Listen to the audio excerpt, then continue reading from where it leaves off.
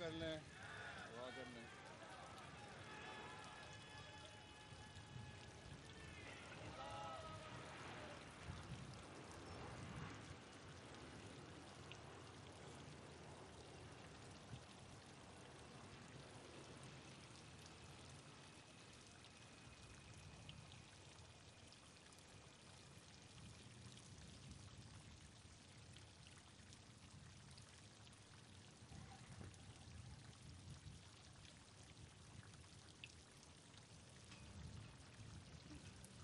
आमीन।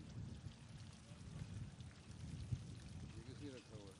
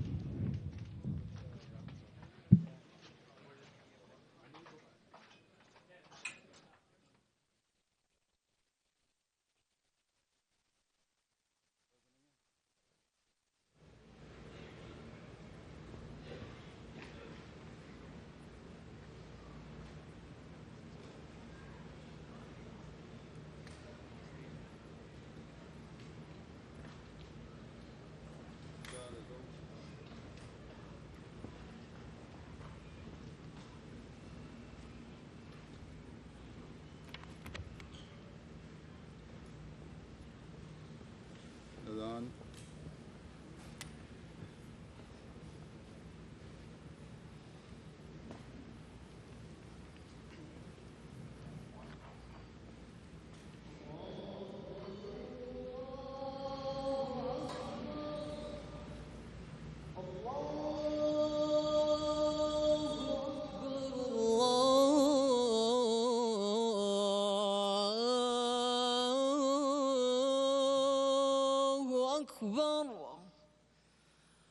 أشهد أن لا إله إلا الله.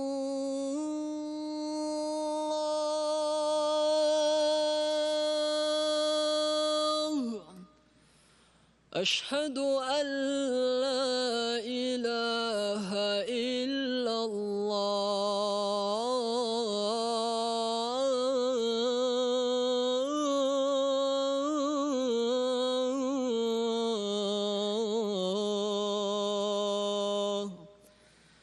أشهد أن محمدًا رسول الله.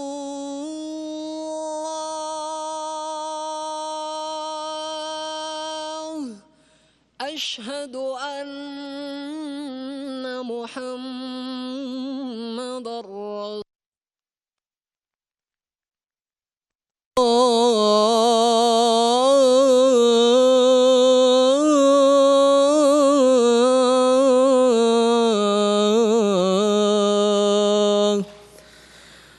حي على الصلاة.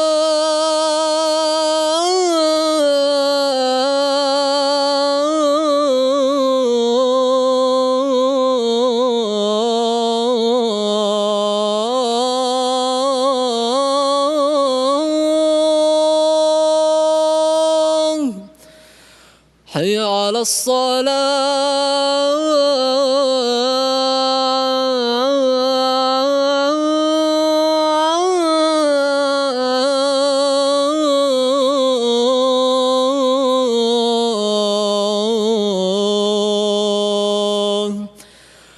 حي على الفلاح.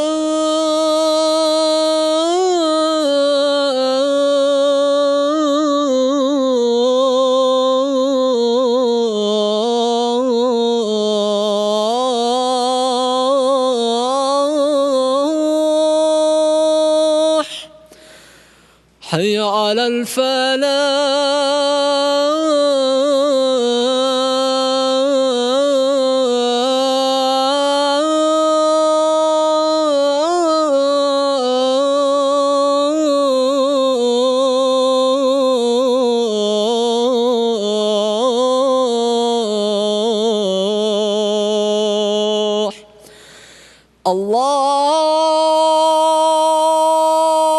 الله أكبر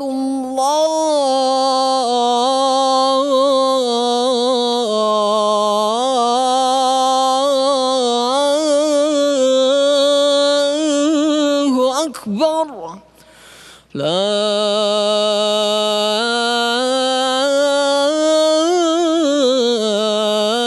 إله إلا الله.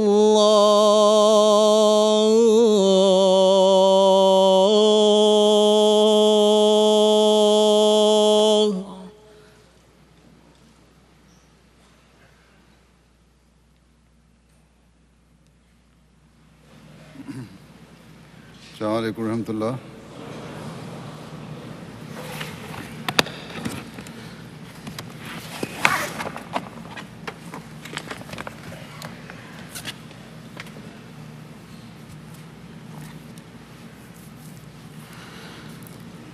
أشهد أن لا إله إلا الله وحده لا شريك له وأشهد أن محمدا عبده ورسوله أما بعد فأعوذ بالله من الشيطان الرجيم بسم الله الرحمن الرحيم الحمد لله رب العالمين الرحمن الرحيم مالك يوم الدين إياك نعبد وإياك نستعين اهدنا الصراط المستقيم صراط الذين أنعمت عليهم غير المغضوب عليهم ولا الضالين.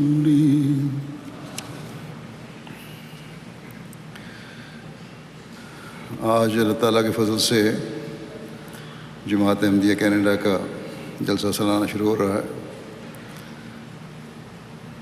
اللہ تعالیٰ کے فضل سے ہر سال دنیا کی جماعتیں اپنے اپنے ملک کے جلسہ سالانہ منعقد کرتی ہیں. کیوں؟ اس لیے کہ حضرت مسیح موعود علیہ السلام نے اللہ تعالیٰ سے اذن پا کر اس کا اجرا فرمایا تھا اور فرمایا کہ سال میں 3 دن قادیان میں جمع ہوں. اس لیے جمع نہ ہوں کہ ہم نے کوئی میلہ کرنا ہے، کوئی لہو و لعب کرنی ہے، کھیل کود کرنا ہے، دنیاوی مقاصد کو حاصل کرنا ہے. نہیں، بلکہ اس لیے جمع ہوں کہ دینی علم میں اضافہ ہو اور معلومات وسیع ہوں. اس لیے جمع ہوں کہ معرفت ترقی پذیر ہو. معرفت کیا ہے؟ کسی چیز کا علم ہونا، اس کی گہرائی کو جاننا، یہ معرفت ہے. آپ کس معرفت میں ترقی کروانا چاہتے تھے؟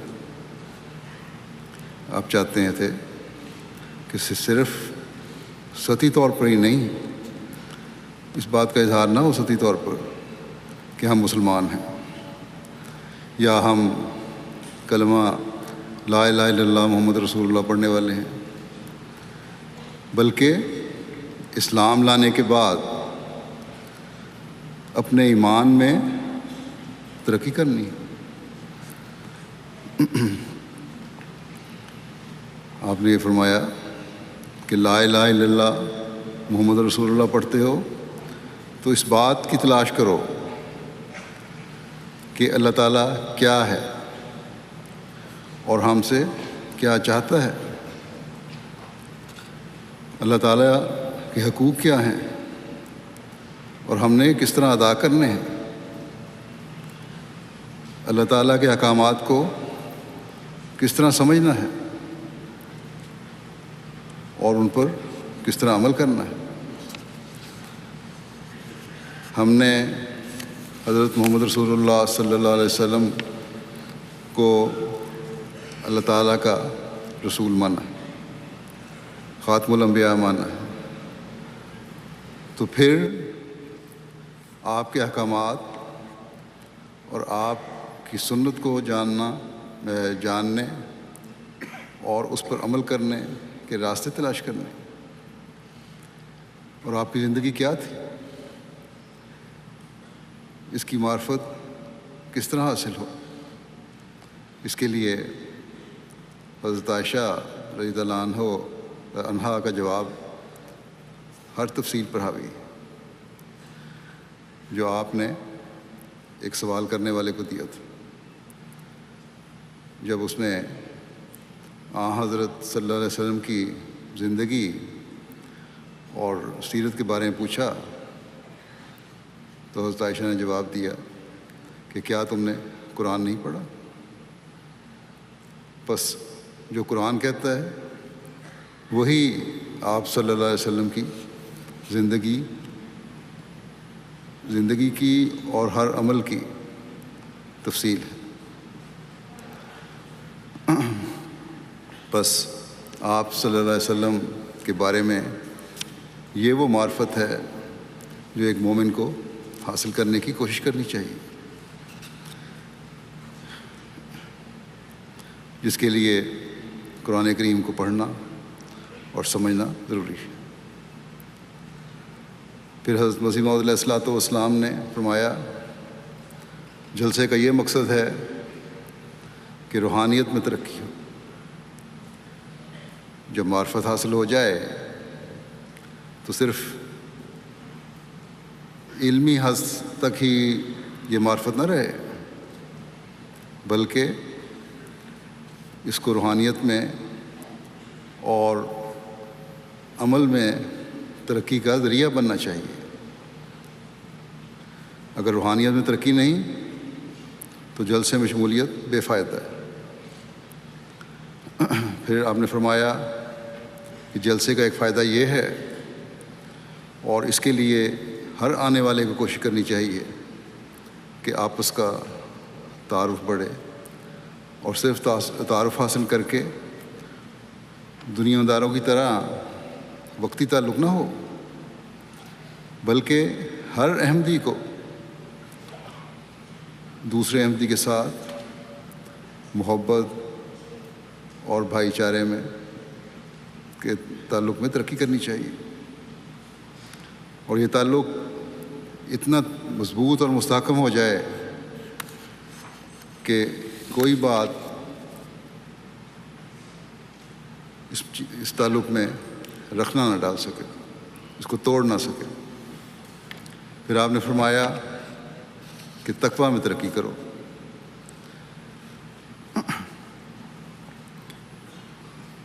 یہ جلسے کے مقاصد میں سے بہت اہم ہے، اس کے بغیر ایک مومن حقیقی مومن نہیں بن سکتا،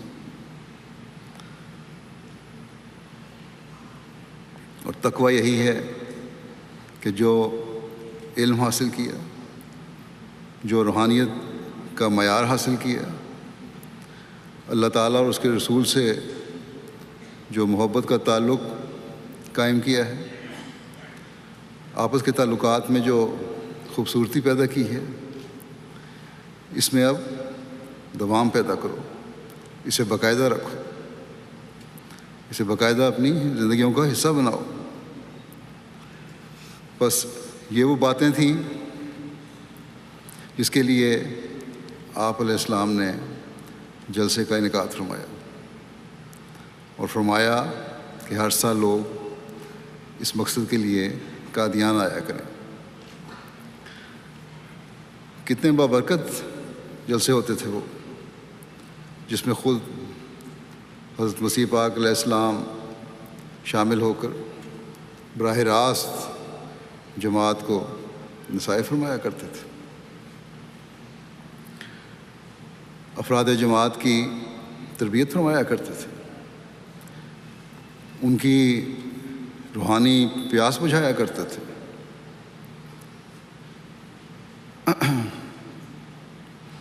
آپ علیہ السلام کے بعد وہ باتیں تو نہیں ہو سکتی۔ نبی کا مقام تو اسی کے لیے خاص ہوتا ہے، اور جو آن حضرت صلی اللہ علیہ وسلم کی پیشگوئیوں کے مطابق آیا، جو خدا تعالیٰ کے وعدے کے مطابق آیا، جس کو اللہ تعالیٰ نے آن حضرت صلی اللہ علیہ وسلم کی غلامی میں احیاء دین کے لیے بھیجا، یقیناً وہ اپنا ایک مقام رکھتا تھا۔ لیکن یہ بھی اللہ تعالیٰ کا فضل ہے کہ اس سے خبر پا کر آپ علیہ السلام نے فرمایا کہ آپ کے بعد قدرت ثانیہ کا نظام جاری ہو، جو خلافت کا نظام۔ بس وہ جاری ہوا، اور خلافت احمدیہ کے ذریعے آپ علیہ السلام کے مشن کی تکمیل کا کام جاری اور ساری ہے۔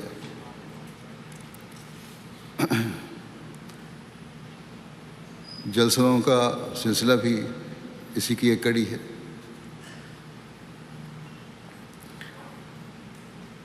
قادیان میں حضرت مسیح علیہ السلام کے وصال کے بعد خلافت کا نظام جب جاری ہوا تو خلافت کی موجودگی میں تقریباً 40 سال تک جلسے منعقد ہوتے رہے۔ پھر خلافت کے پاکستان ہجرت کر جانے سے اس کے بعد پھر ربا میں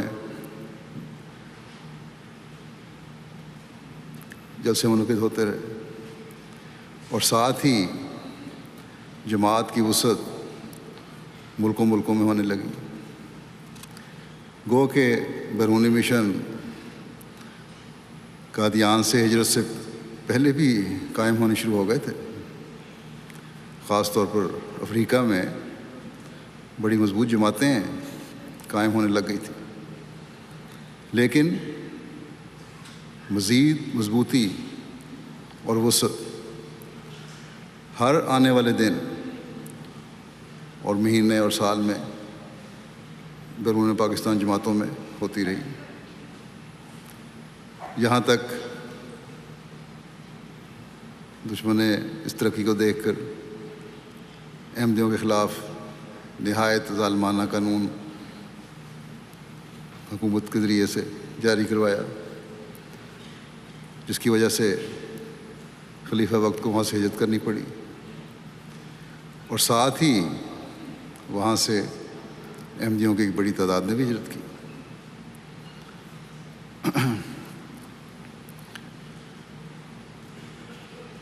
خلیفۃ المسیح رابع کے لندن ہجرت کا جانے کے بعد، جہاں لندن کے جلسوں نے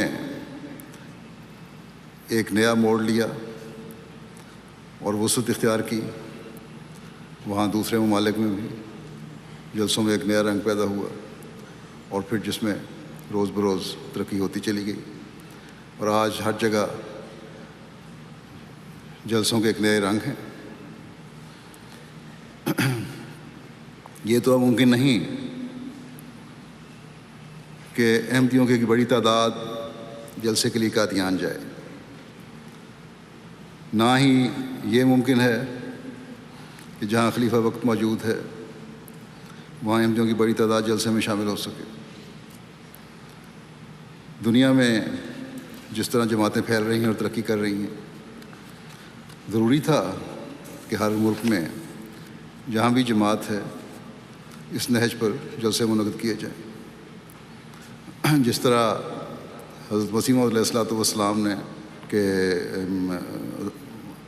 کے زمانے میں ہوتے تھے۔ سال میں کم از کم ایک مرتبہ آپ علیہ السلام نے ہمیں اپنی حالتوں میں تبدیلیاں پیدا کرنے کے لیے تربیتی مقصد کے لیے جمع ہونے کا فرمایا تھا۔ بس آپ بھی آج یہاں اس لیے جمع ہیں کہ اس مقصد کو پورا کریں جو حضرت مسیح موعود علیہ الصلوۃ والسلام نے بیان فرمایا تھا۔ ہر سال آپ اس مقصد کے لیے جمع ہوتے ہیں، اور اس سال خاص طور پر آپ اس لیے یہاں جمع ہوئے ہیں کہ جماعت کے قیام کے 50 سال پورے ہو گئے ہیں۔ بعضوں کو اس سے اختلاف بھی ہوگا شاید، لیکن کوئی نہ کوئی معیار مقرر کرنا پڑتا ہے۔ تو جب سے جماعت کی رجسٹریشن ہوئی ہے اس کو معیار مقرر کر کے 50 سال گنے جاتے ہیں، ورنہ احمدی تو شاید یہاں پہلے احمدی کہا جاتا ہے کہ 1919 میں آ گئے تھے۔ تو بہرحال جماعت یہ سال اپنے جماعت اس ملک میں جماعت کے قیام کے 50 سال منا رہی ہے۔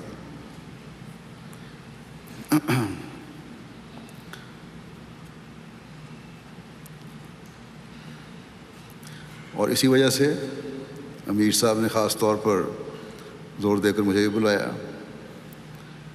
کہ جماعت کینیڈا اس سال 50 سال کے حوالے سے مختلف فنکشنز بھی کر رہی ہے، اور یہ جلسہ بھی اس لحاظ سے امید ہے کہ بڑا ہوگا، اس لیے آئیں۔ جیسا کہ میں نے کہا کہ جب خلیفہ وقت کی موجودگی ہو تو لوگ بھی زیادہ آتے ہیں۔ اس سال اس وجہ سے میرے آنے کی وجہ سے بیرونی ممالک سے بھی کافی لوگ آئے ہوں گے اور آ رہے ہوں گے۔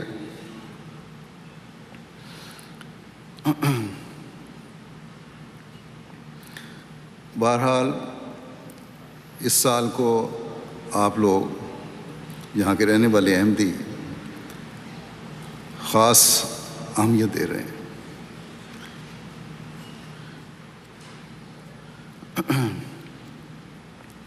لیکن ہر احمدی کو یاد رکھنا چاہیے کہ اس کی اہمیت تو تبھی ہوگی جب ہر احمدی جو کینیڈا میں رہتا ہے اس بات کی کوشش کرے کہ ہم نے احمدی ہونے کے بعد جو عہد بیعت حضرت مسیح موعود علیہ الصلوۃ والسلام سے باندھا ہے اسے ہم نے پورا کرنا ہے۔ جو توقعات آپ علیہ السلام نے ہم سے رکھی ہیں ان پر پورا اترنا ہے، ورنہ 50 سال ہوں یا اس سے زیادہ سال ہوں اس سے کیا فرق پڑتا؟ جیسا کہ میں نے کہا کہ پاکستان کے حالات کی وجہ سے بہت سے احمدی بھی پاکستان سے ہجرت کر کے دوسرے ممالک میں گئے، اور آپ میں سے اکثریت اس ہجرت کے نتیجے میں یہاں آئی ہے۔ آپ نے دینی آزادی کے حصول کے لیے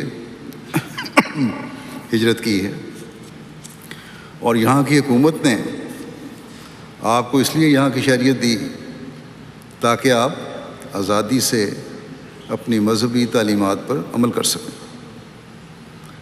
بس یہاں کے رہنے والے ہر احمدی کی علاوہ اس عہد کے جو وہ کرتا ہے کہ میں دین کو دنیا پر مقدم رکھوں گا، ایک بہت بڑی ذمہ داری ہے کہ جس مقصد کے لیے ہجرت کی اس کو حاصل کرنے کی کوشش کریں،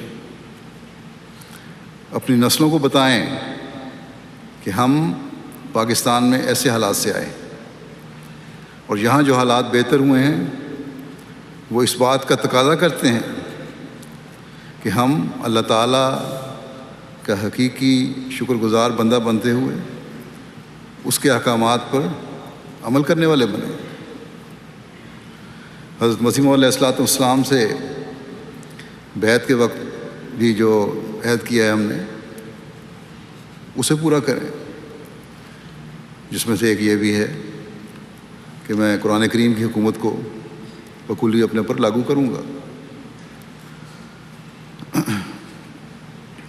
اس زمانے میں جس جامع رنگ میں یہ تمام باتیں جو احکامات ہیں حضرت مسیح علیہ الصلوۃ والسلام نے ہمارے سامنے رکھی ہیں،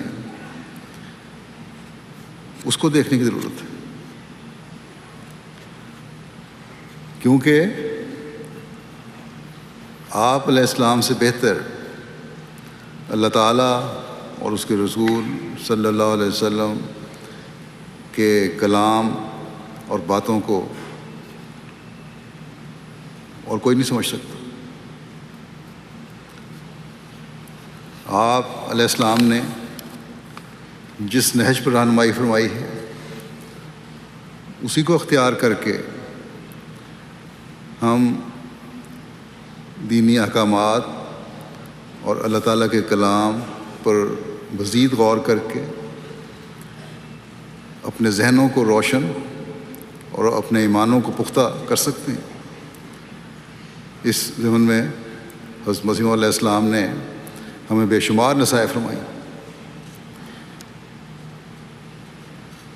جو علم و عمل میں پختہ کرنے کے لیے ضروری ہیں۔ آپ علیہ السلام ہم سے بیعت لینے کے بعد ہمارا ایک معیار دیکھنا چاہتے ہیں۔ جلسوں کا مقصد بھی یہی معیار حاصل کرنے کی کوشش کرنا۔ بس اس بات کو ہمیشہ ہر احمدی کو سامنے رکھنا چاہیے۔ اس وقت شاید بعض لوگ صرف جلسے پر تو آ گئے لیکن پوری توجہ سے نہ سن رہے ہوں، بعض تھکے ہوئے ہوں گے سفر کی وجہ سے، شاید اونگ بھی رہے ہوں۔ ان سب کو میں کہتا ہوں کہ یہ باتیں میں جو بیان کرنے لگا ہوں ان کو غور سے سنیں اور اس وقت توجہ سے اپنے ہوش و حواس میں کو قائم رکھتے ہوئے بیٹھنے کی تو کوشش کریں۔ آدھا گھنٹہ یا 40 منٹ کوئی ایسی چیز نہیں جو آدمی برداشت نہ کر سکے۔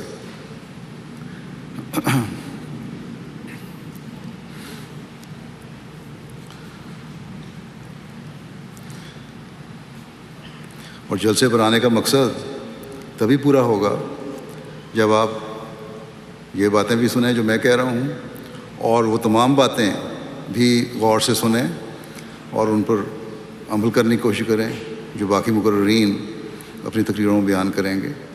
بہت سی باتیں ایسی ہوتی ہیں جو ایمان کو بڑھانے والی بھی ہیں، روحانیت میں ترقی دینے والی بھی ہیں، اور وقتی طور پر صرف نعرے لگا کر ان سے حاض نہ اٹھائیں بلکہ پھر انہیں اپنی زندگیوں کا حصہ بھی بنائیں۔ میں چند باتیں جیسا کہ میں نے کہا حضرت مسیح علیہ الصلوۃ والسلام کے الفاظ میں بیان کروں گا تاکہ آپ علیہ السلام کا کلام براہ راست کانوں میں پڑے اور دل و دماغ میں اترے اور وہ روحانی تبدیلی پیدا ہو جو حضرت مسیح علیہ السلام ہم سے چاہتے ہیں۔ حضرت مسیح علیہ السلام ایک جگہ فرماتے ہیں کہ میں نے بارہا اپنی جماعت کو کہا ہے کہ تم میرے اس بیعت پر بھروسہ نہ کرنا، اس بیعت پر ہی بھروسہ نہ کرنا، اس کی حقیقت تک جب تک نہیں پہنچو گے تب تک نجات نہیں۔ فرمایا کشر پر صبر کرنے والا مغز سے محروم رہتا ہے۔ یعنی اگر تم صرف اس بات پر خوش ہو جاؤ کہ مجھے پھل کا چھلکا یا خول مل گیا ہے تو یہ تو کوئی چیز بے فائدہ چیز ہے، اصل پھل سے تو تم محروم رہ جاؤ گے۔ عقل مند وہی ہے جو پھل حاصل کرنے کی کوشش کرتا ہے، نہ کہ صرف چھلکا۔ پھر آپ نے فرمایا کہ اگر مرید عامل نہیں تو پیر کی بزرگی اسے کچھ فائدہ نہیں دیتی۔ یعنی اگر بیعت میں آئے ہو اور اپنی عملی حالت درست نہیں کرتے صرف اس بات پر خوش ہو کہ میں نے جس کو مانا ہے وہ اللہ تعالیٰ کا فرستادہ ہے. اللہ تعالیٰ کے فرستادے کی بزرگی اپنی جگہ بے شک حق ہے، ٹھیک ہے، لیکن ماننے والے کو فائدہ اس بزرگی سے تبھی ہوگا جب اس کا عمل بھی اس بزرگ سے مطابقت رکھتا ہوگا، اسے کہنے کے مطابق ہوگا. آپ نے فرمایا جب کوئی طبیب کسی کو نسخہ دے اور وہ نسخہ لے کر طاق میں رکھ دے تو اسے ہرگز فائدہ نہیں ہوگا، کیونکہ فائدہ تو اس پر لکھے ہوئے عمل کا نتیجہ ہے. جو نسخہ دیا گیا ہے اس کے مطابق دوائی بناؤ، جب دوائی خریدو پھر استعمال کرو، تبھی تو فائدہ ہوگا. فرمایا کہ جس سے وہ خود محروم ہے، یعنی خود ہی نسخہ تو لے لیا لیکن محروم کر دیا اپنے آپ کو، عمل نہ کر کے، اس کا استعمال نہ کر کے. فرمایا کشتی نوح کا بار بار مطالعہ کرو اور اس کے مطابق اپنے آپ کو بناؤ. اور پھر آپ فرماتے ہیں قد افلح من زکاہا، یعنی یقیناً وہ کامیاب ہو گیا جس نے تقویٰ کو پروان چڑھایا. فرمایا یوں تو ہزاروں چور، زانی، بدکار، شرابی، بدماش حضرت صلی اللہ علیہ وسلم کی امت ہونے کا دعویٰ کرتے ہیں، مگر کیا وہ در حقیقت ایسے ہیں؟ ہرگز نہیں. امتی وہی ہے جو آپ صلی اللہ علیہ وسلم کی تعلیمات پر پورا کاربند ہے. پھر ایک موقع پر بیعت کے معیار کے بارے میں مزید کھول کر فرمایا کہ اسی طرح جو بیعت اور ایمان کا دعویٰ کرتا اور کرتا ہے دعویٰ کرتا اس کو ٹٹولنا چاہیے کہ کیا میں چھلکا ہی ہوں یا مغز. جب تک مغز پیدا نہ ہو، ایمان، محبت، اطاعت، بیعت، اعتقاد، مریدی، اسلام کا مدعی ہونا سچا مدعی نہیں ہے. یاد رکھو کہ یہ سچی بات ہے کہ اللہ تعالیٰ کے حضور مغز کے سوا چھلکے کی کچھ بھی قیمت نہیں. خوب یاد رکھو کہ معلوم نہیں موت کس وقت آ جائے، لیکن یہ یقینی امر ہے کہ موت ضرور ہے. بس میرے دعویٰ پر ہرگز کفایت نہ کرو اور خوش نہ ہو جاؤ. وہ ہرگز فائدہ رساں چیز نہیں جب تک انسان اپنے آپ پر بہت موتیں وارد نہ کرے اور بہت سی تبدیلیوں اور انقلابات میں سے ہو کر نہ نکلے. وہ انسانیت کے اصل مقصد کو نہیں پا سکتا. یہ موتیں کیا ہیں؟ یہ دین کو دنیا پر مقدم کرنا ہے. دنیا کی چکا چوند سامنے ہے، قدم قدم پر یہاں ان ملکوں میں خاص طور پر اللہ تعالیٰ کے راستے سے ہٹانے کی کوشش میں دنیاوی سامان کیے گئے ہیں. ان سے بچنا. پھر آپ فرماتے ہیں کہ اب دنیا کی حالت دیکھو کہ ہمارے نبی کریم صلی اللہ علیہ وسلم نے تو اپنے عمل سے یہ دکھایا کہ میرا مرنا اور جینا سب کچھ اللہ تعالیٰ کے لیے ہے. اور یا اب دنیا میں مسلمان موجود ہیں، کسی سے کہا جاوے کہ کیا تو مسلمان ہے تو کہتا ہے الحمدللہ. جس کا کلمہ پڑھتا ہے اس کی زندگی کا اصول تو خدا کے لیے تھا، مگر یہ دنیا کے لیے جیتا اور دنیا کے لیے ہی مرتا ہے، اس وقت تک کہ غرغرہ شروع ہو جاوے، آخری وقت پہنچ جاوے، سانس نکلنے لگ جائے.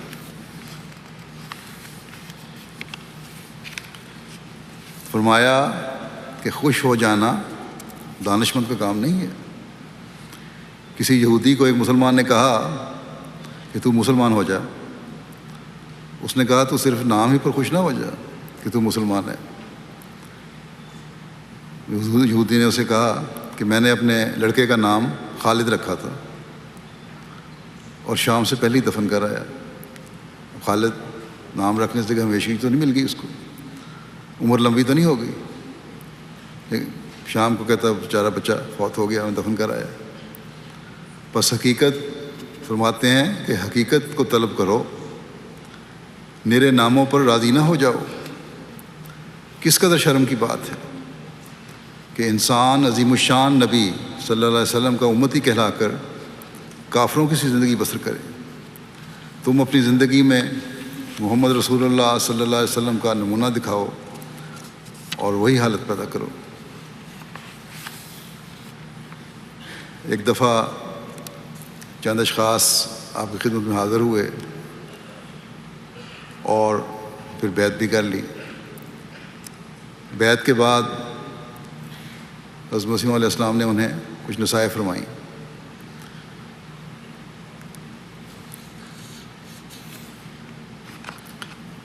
ہم نے فرمایا کہ آدمی کو بیعت کر کے صرف یہی نہیں ماننا چاہیے کہ یہ سلسلہ حق ہے، اور اتنا ماننے سے اسے برکت ہوتی ہے۔ فرمایا کہ نیک بنو، متقی بنو، یہ وقت دعاؤں میں گزارو۔ پھر مزید فرمایا آپ نے فرمایا کہ قرآن شریف میں اللہ تعالیٰ نے ایمان کے ساتھ عمل صالح بھی رکھا ہے۔ عمل صالح اسے کہتے ہیں جس میں ایک ذرہ بھر فساد نہ ہو۔ یاد رکھو کہ انسان کے عمل پر ہمیشہ چور پڑا کرتے ہیں۔ وہ کیا ہیں؟ ریاکاری، کہ جب انسان دکھاوے کے لیے ایک عمل کرتا ہے، عجب، کہ وہ عمل کر کے اپنے نفس میں خوش ہوتا ہے کہ بڑے نیکی کا کام کر دیا میں نے، اور قسم قسم کی بدکاریاں اور گناہ جو اس سے صادر ہوتے ہیں، ان سے اعمال باطل ہو جاتے ہیں۔ عمل صالح وہ ہے جس میں ظلم، عجب، ریا، تکبر اور حقوق انسانی کے تلف کرنے کا خیال تک نہ ہو۔ فرمایا کہ جیسے آخرت میں انسان عمل صالح سے بچتا ہے، ویسے ہی دنیا میں بھی بچتا ہے۔ اگر ایک آدمی بھی گھر بھر میں عمل صالح والا ہو تو سب گھر بچا رہتا ہے۔ سمجھ لو کہ جب تک تم میں عمل صالح نہ ہو، صرف ماننا فائدہ نہیں کرتا۔ ایک طبیب نسخہ لکھ کر دیتا ہے تو اسے یہ مطلب ہوتا ہے کہ جو کچھ اس میں لکھا ہے وہ لے کر اسے پیوے۔ اگر وہ ان دواؤں کا استعمال نہ کرے اور نسخہ لے کر رکھ چھوڑے تو اسے کیا فائدہ ہوگا؟ فرماتے ہیں کہ اب اس وقت تم نے توبہ کی ہے، اب آئندہ خدا تعالیٰ دیکھنا چاہتا ہے کہ اس توبہ سے اپنے آپ کو تم نے کتنا صاف کیا۔ اب زمانہ ہے کہ خدا تعالیٰ تقویٰ کے ذریعے سے فرق کرنا چاہتا ہے۔ بہت لوگ ہیں کہ خدا پر شکوہ کرتے ہیں اور اپنے نفس کو نہیں دیکھتے۔ انسان کے اپنے نفس کے ظلم ہی ہوتے ہیں، ورنہ اللہ تعالیٰ رحیم و کریم ہے۔ جو کچھ انسان اگر بعض نقصانات اٹھاتا ہے تو اپنے نفس کی وجہ سے اٹھاتا ہے، اپنے ظلم اور نفس پر ظلم کرتا ہے۔ اللہ تعالیٰ کسی پر ظلم نہیں کرتا، وہ تو بڑا رحیم اور کریم ہے۔ فرمایا کہ بعض آدمی ایسے ہیں کہ ان کو گناہ کی خبر ہوتی ہے، اور بعض ایسے ہیں کہ ان کو گناہ کی خبر بھی نہیں ہوتی، اتنے عادی ہو جاتے ہیں وہ۔ اسی لیے اللہ تعالیٰ نے ہمیشہ کے لیے استغفار کا التزام کرایا ہے۔ بس استغفار بہت زیادہ کرنی چاہیے، اور خاص طور پر ان دنوں میں دعائیں جب آپ کر رہے ہوں، جیسے کہ ماحول ہی دعاؤں کا ہے، تو جہاں درود پڑھ رہے ہیں وہاں استغفار بھی بہت زیادہ کریں۔ فرمایا کہ انسان ہر ایک گناہ کے لیے، خواہ وہ ظاہر کا ہو خواہ باطن کا، خواہ اسے علم ہو یا نہ ہو، اور ہاتھ اور پاؤں اور زبان اور ناک اور کان اور آنکھ اور سب قسم کے گناہوں سے استغفار کرتا رہے۔ آج کل آدم علیہ السلام کی دعا پڑھنی چاہیے، ربنا ظلمنا انفسنا وَإِن لَّمْ تَغْفِرْ لَنَا وَتَرْحَمْنَا لَنَكُونَنَّ مِنَ الْخَاسِرِينَ، کہ اے ہمارے رب، ہم نے اپنی جانوں پر ظلم کیا، اور اگر تو نے ہمیں معاف نہ کیا اور ہم پر رحم نہ کیا تو گھاٹا پانے والوں میں سے ہو جائیں گے۔ فرماتے ہیں یہ دعا اول ہی سے قبول ہو چکی ہے۔ جب سے یہ دعا اللہ تعالیٰ نے سکھائی اس وقت سے یہ تو قبول ہو گئی۔ غفلت سے زندگی بسر مت کرو، یہ دعا سکھائی اس لیے کہ قبول کی جائے، پس سنجیدگی سے یہ دعا کرنی چاہیے۔ فرمایا کہ غفلت سے زندگی بسر مت کرو۔ جو شخص غفلت سے زندگی نہیں گزارتا، ہرگز امید نہیں کہ وہ کسی فوق طاقت بلا میں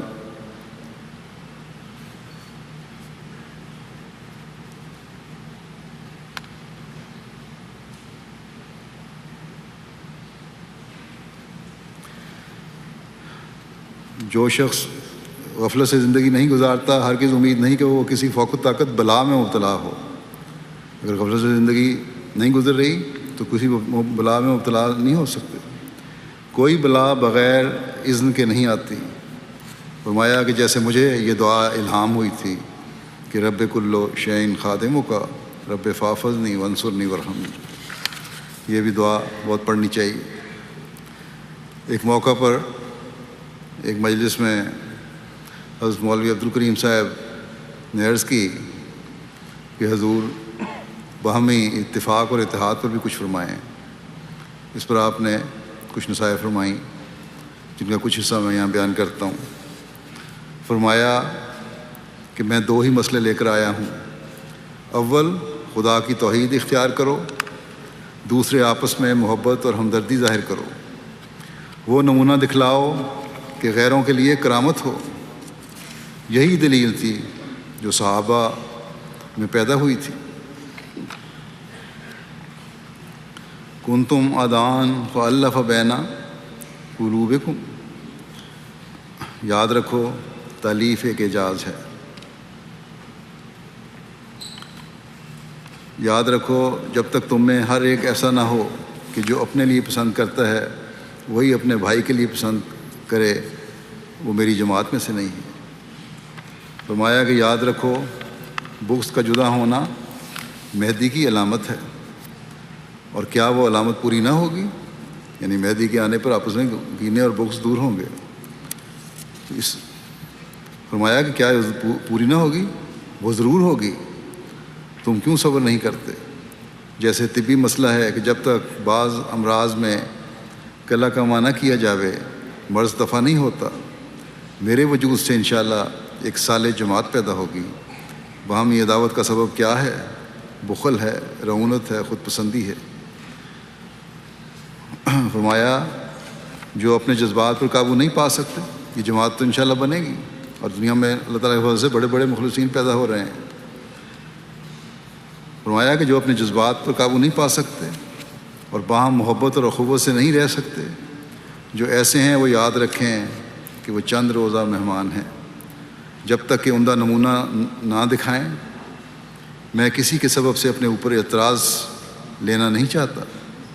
ایسا شخص جو میری جماعت میں سے ہو کر میرے منشا کے موافق نہ ہو وہ خشک ٹہنی ہے، اس کو اگر باغبان کاٹے نہیں تو کیا کرے؟ خشک ٹہنی دوسری سب شاخ کے ساتھ رہ کر پانی تو چوستی ہے، مگر وہ اس کو سرسبز نہیں کر سکتا، بلکہ وہ شاخ دوسری کو بھی لے بیٹھتی ہے۔ بس ڈرو میرے ساتھ وہ نہ رہے گا جو اپنا علاج نہ کرے۔ بس وہ لوگ جو آپس میں رنجشوں کو بڑھاتے ہیں ان کے لیے بڑے خوف کا مقام ہے۔ جب ہم نے اس زمانے میں اس شخص کو ماننا ہے جو ہماری اصلاح کے لیے آیا ہے، تو پھر ہمیں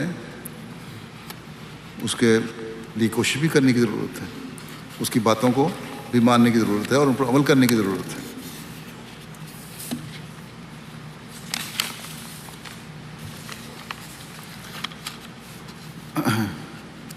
انسانیت کے بارے میں بیان کرتے ہوئے آپ فرماتے ہیں انسانیت کہ کیا انسانیت کیا ہے اور انسانیت کے معیار کیا ہیں اور ایک مومن کو کیسا ہونا چاہیے۔ اس بارے میں آپ نے فرمایا کہ انسان اصل میں انسان سے لیا گیا ہے، یعنی جس میں دو حقیقی انس ہوں، تعلق ہوں، ایک اللہ تعالیٰ سے اور دوسرا بنی نوع کی ہمدردی۔ جب یہ دونوں انس اس میں پیدا ہو جائیں اس وقت انسان کہلاتا ہے، اور یہی وہ بات ہے جو انسان کا مغز کہلاتی ہے۔ یہی چیز ہے جو نچوڑ ہے انسانیت کا، کہ دو تعلق پیدا کرو، ایک خدا تعالیٰ سے تعلق پیدا کرو، ایک آپس کے حقوق ادا کرو۔ فرمایا اور اسی مقام پر انسان اولو الالباب کہلاتا ہے۔ جب تک یہ نہیں کچھ بھی نہیں۔ ہزاروں دعویٰ کر دکھاؤ مگر اللہ تعالیٰ کے نزدیک، اس کے نبی اور اس کے فرشتوں کے نزدیک یہ سب ہیچ۔ پھر اس بات کی وضاحت فرماتے ہوئے کہ اللہ تعالیٰ دنیا کے کام کاج اور کاروباروں سے منع تو نہیں کرتا، بلکہ حکم دیتا ہے کہ سست نہ بیٹھو اور کام کرو، لیکن مقصد دنیا نہ ہو بلکہ اللہ تعالیٰ کی رضا ہو۔ یہ ہمیشہ سامنے رہنا چاہیے۔ جہاں دنیا کی نعمتوں کو حاصل کرنے کی کوشش ہو، وہاں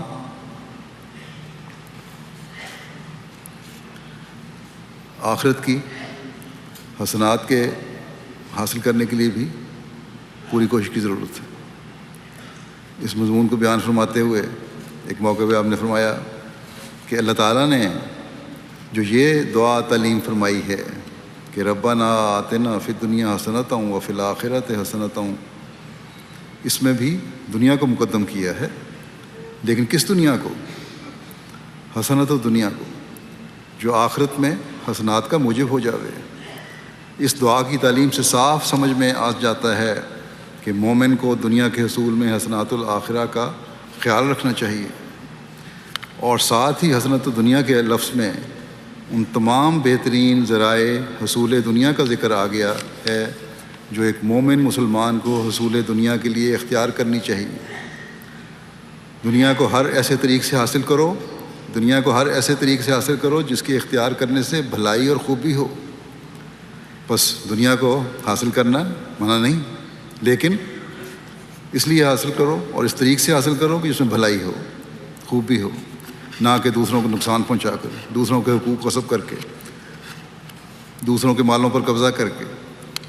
فرمایا نہ وہ طریق جو کسی دوسرے بنی نوع انسان کی تکلیف رسائی کا موجب ہو، نہ ہم جنسوں میں کسی عار و شرم کا باعث۔ ایسی دنیا بے شک حسنۃ الآخرت کا موجب ہوگی۔ ایسی دنیا جب تم کماؤ گے تو یہ دنیا آخرت کے لیے بھی حسنات کا باعث بنے گی، کیونکہ ایسی دنیا کمانے والے پھر اللہ تعالیٰ کی خاطر اور اس کی مخلوق کی خاطر، اس کے دین کی خاطر خرچ کرنے والے بھی ہوتے ہیں۔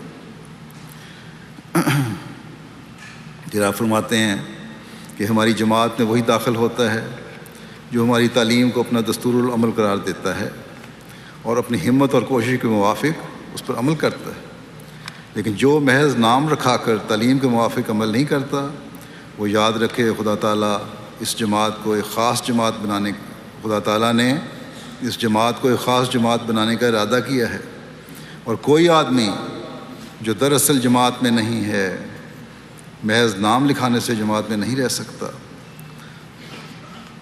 مطلب حقیقت میں اگر جماعت کی تعلیم پر عمل نہیں کر رہا اور ان سب باتوں پہ عمل نہیں کرتا تو فرمایا کہ نام لکھانے سے جماعت میں نہیں رہ سکتا۔ اس پر کوئی نہ کوئی وقت ایسا آ جائے گا کہ وہ الگ ہو جائے گا۔ اس لیے جہاں تک ہو سکے اپنے اعمال کو اس تعلیم کے ماتحت کرو جو دی جاتی ہے۔ اعمال پروں کی طرح ہیں، بغیر اعمال کے انسان روحانی مدارج کے لیے پرواز نہیں کر سکتا۔ جس طرح پرندے پروں سے اٹھتے ہیں، اپنے اعمال، انسان کے اعمال جو ہیں وہ اس کو روحانی طور پر اڑاتے ہیں، اور ان اعلیٰ مقاصد کو حاصل نہیں کر سکتا جو ان کے نیچے اللہ تعالیٰ نے رکھے ہیں۔ پرندوں میں فہم ہوتا ہے، اگر وہ اس فہم سے کام نہ لیں تو جو کام ان سے ہوتے ہیں نہ ہو سکیں۔ مثلا شہد کی مکھی میں اگر فہم نہ ہو تو وہ شہد نہیں نکال سکتی، اور اسی طرح نامہ بر کبوتر جو ہوتے ہیں، کبوتروں کو تجوید کرتے ہیں، جو خط ایک جگہ سے دوسری جگہ لے کے جاتے ہیں، ان کو اپنے فہم سے کس قدر کام لینا پڑتا ہے، کس قدر دور دراز کی منزلیں وہ طے کرتے ہیں۔ پرانے زمانے میں اسی کو استعمال کیا جاتا تھا، اور خطوط کو پہنچاتے ہیں۔ اسی طرح پر پرندوں سے عجیب عجیب کام لیے جاتے ہیں۔ بس پہلے ضروری ہے کہ آدمی اپنے فہم سے کام لے اور سوچے جو کام میں کرنے لگا ہوں یہ اللہ تعالیٰ کے احکام کے نیچے اور اس کی رضا کے لیے ہے یا نہیں۔ بس ہر کام سے پہلے یہ سوچنا چاہیے کہ جو کام میں کرنے لگا ہوں اس کی کام کرنے کی مجھے دین اجازت دیتا ہے، اللہ تعالیٰ اس کی اجازت دیتا ہے، جائز ہے کہ نہیں ہے۔ یہ نہیں کہ دنیا کمانے کے لیے ہر ناجائز طریقے کو اختیار کرنا شروع کر دے انسان۔ فرمایا کہ جب یہ دیکھ لے اور فہم سے کام لے تو پھر ہاتھوں سے کام لینا ضروری ہوتا ہے، سستی اور غفلت نہ کرے۔ ہاں یہ دیکھ لینا ضروری ہے کہ تعلیم صحیح ہو۔ کبھی ایسا بھی ہوتا ہے کہ تعلیم صحیح ہوتی ہے لیکن انسان اپنی نادانی اور جہالت سے یا کسی دوسرے کی شرارت یا غلط بیانی کی وجہ سے دھوکے میں پڑ جاتا ہے۔ اس لیے خالی و ذہن ہو کر تحقیق کرنی چاہیے۔ فرمایا تقویٰ کی اہمیت بیان کرتے ہوئے کہ ہمیں جس بات پر مامور کیا ہے وہ یہی ہے کہ تقویٰ کا میدان خالی پڑا ہے۔ تقویٰ ہونا چاہیے، نہ یہ کہ تلوار اٹھاؤ، یہ حرام ہے۔ اگر تم تقویٰ کرنے والے ہوگے تو ساری دنیا تمہارے ساتھ ہوگی۔ بس تقویٰ پیدا کرو۔ جو لوگ شراب پیتے ہیں یا جن کے مذہب کے شعائر میں شراب جزو اعظم ہے، ان کو تقویٰ سے کوئی تعلق نہیں ہو سکتا۔ وہ لوگ نیکی سے جنگ کر رہے ہیں۔ بس اگر اللہ تعالیٰ ہماری جماعت کو ایسی خوش قسمت دے اور انہیں توفیق دے کہ وہ بدیوں سے جنگ کرنے والے ہوں اور تقویٰ اور طہارت کے میدان میں ترقی کریں، یہی بڑی کامیابی ہے اور اس سے بڑھ کر کوئی چیز مؤثر نہیں ہو سکتی۔ اس وقت کل دنیا کے مذاہب کو دیکھ لو کہ اصل غرض تقویٰ مفقود ہے اور دنیا کی وجاہتوں کو خدا بنایا گیا ہے۔ حقیقی خدا چھپ گیا ہے اور سچے خدا کی حد تک کی جاتی ہے، مگر اب خدا چاہتا ہے کہ وہ آپ ہی مانا جاوے اور دنیا کو اس کی معرفت ہو۔ جو لوگ دنیا کو خدا سمجھتے ہیں وہ متوکل نہیں ہو سکتے۔ فرمایا کہ خدا تعالیٰ کا شدید عذاب آنے والا ہے، بڑا انذار فرمایا آپ نے، اور وہ خبیث اور طیب میں ایک امتیاز کرنے والا ہے۔ وہ تمہیں فرقان عطا کرے گا جب دیکھے گا کہ تمہارے دلوں میں کسی قسم کا فرق باقی نہیں رہا۔ اگر کوئی بیعت میں تو اقرار کرتا ہے کہ دین کو دنیا پر مقدم کروں گا، مگر عمل سے وہ اس کی سچائی اور وفائے عہد ظاہر نہیں کرتا، تو خدا کو اس کی کیا پرواہ ہے؟ اگر اس طرح پر ایک نہیں 100 بھی مر جائیں تو ہم یہی کہیں گے کہ اس نے اپنے اندر تبدیلی نہیں کی، اور وہ سچائی اور معرفت کے نور سے جو تاریکی کو دور کرتا اور دل میں یقین اور لذت بخشتا ہے دور رہا اور اس لیے ہلاک ہوا۔ بس دنیا کی آج بھی جو حالت ہے وہ اس فکر میں ڈالنے والی ہے کہ دنیا کا انجام کیا ہونے والا ہے۔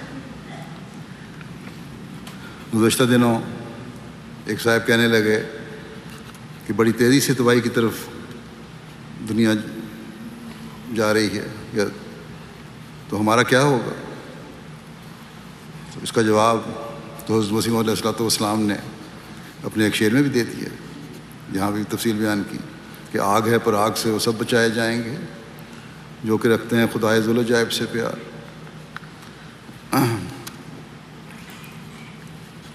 بس یہ اصل ہے کہ ہم اللہ تعالیٰ سے تعلق مضبوط کریں، اور جہاں اللہ تعالیٰ کے حق ادا کریں اس کے بندوں کی بھی حق ادا کرنے والے ہوں۔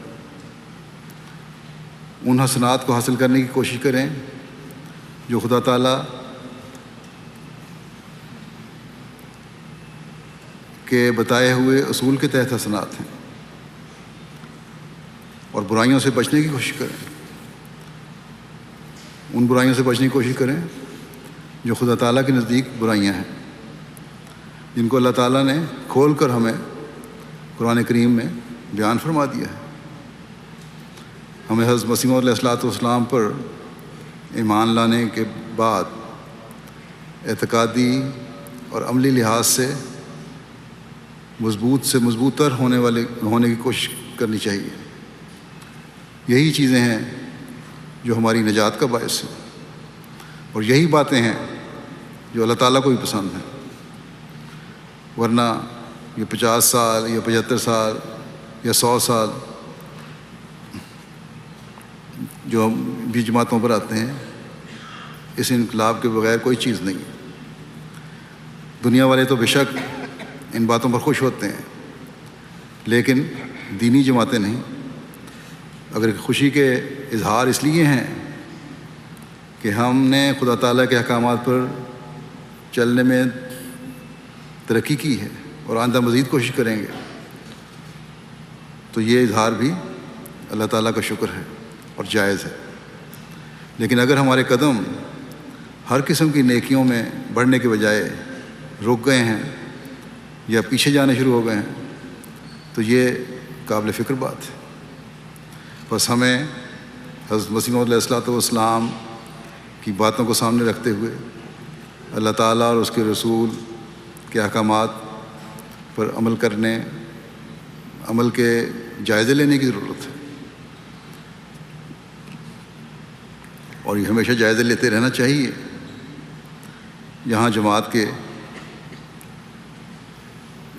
جب جماعت کے 75 سال پورے ہوں انشاءاللہ، تو ہم کہہ سکیں کہ ہم نے دین کو دنیا پر مقدم رکھنے کا جو عہد کیا تھا اس پر نہ صرف ہم قائم ہیں بلکہ اس میں ترقی کرنے والے ہیں۔ اللہ تعالیٰ سب کو اس کی توفیق عطا فرمائے۔ جلسے کے دنوں میں یہ 3 دن خاص طور پر میں پہلے بھی کہہ چکا ہوں کہ دعاؤں میں گزاریں، اور جلسے کا جو مقصد ہے یہاں کے پروگراموں کو سننے کا، اس پہ بھرپور حاضر ہو کر اس کو سنیں۔ اللہ تعالیٰ سب کو اس کی بھی توفیق عطا فرمائے۔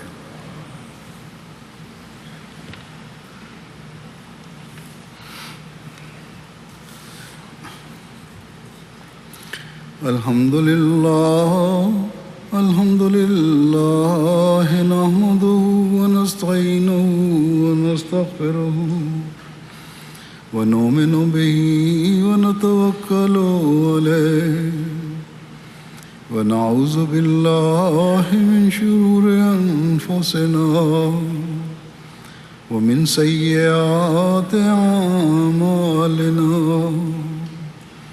من يهده الله فلا مضل له ومن يضلله فلا هادي له ونشهد أن لا إله إلا الله ونشهد أن محمدا عبده ورسوله عباد الله رحمكم الله إن الله يأمر بالعدل والإحسان وإيتاء ذي القربى وينهى عن الفحشاء والمنكر والبغي يعظكم لعلكم تذكرون اذكروا الله يذكركم